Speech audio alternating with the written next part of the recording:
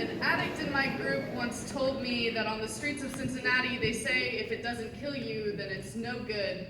I tell him that sometimes I wish the heroin had killed you, but I'm lying. I always wish it killed you. And I wish it killed you all the way, in the way that your flesh goes with the rest of you, in the way that your bones crumble under the weight of your soul leaving your chest, in the way that the heroin seeps into your bloodstream and leaves your head bursting with dreams as you slip into an overdose.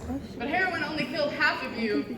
This half left to me looks a lot like my brother did when he swung me around in our basement, when he told me that he had a long knife for the guy that asked me to homecoming, when he told me not to worry because I'm doing great and I'll be great.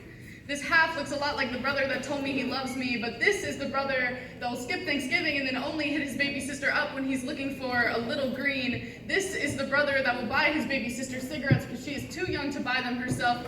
This is the brother that will drive his baby sister to the movies with him high on drugs with his high on drugs girlfriend. And this is the brother that will not hesitate to tell me that she is just hungover, and that's why we have to pull over for her to heap stomach acid onto the side of the interstate.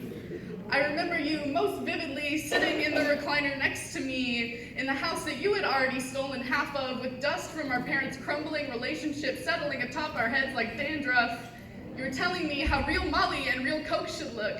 My eyes got big, like the first time I did Molly, the 10th time I did Coke, and the 20th time I did acid. Drugs fascinate me, because somehow they made you love them more than you loved me, and I asked you what it was about heroin. You told me it's everything you wanted weed to be and more. That scares me.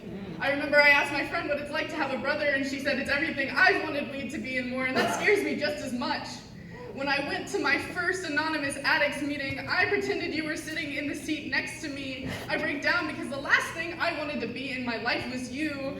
I tell them I thought that as long as I never did heroin, I wouldn't be an addict, but now I'm tired of doing Coke until 8 in the morning and taking psychedelics until my body anchors me to the couch. I'm tired of always having to be high.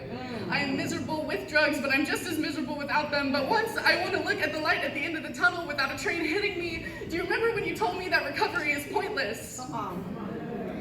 When I went to my second Anonymous Addicts meeting, I still pretended you were in the seat next to me. I know that you'll never be there, but for some reason, that's the only pill I haven't been able to swallow.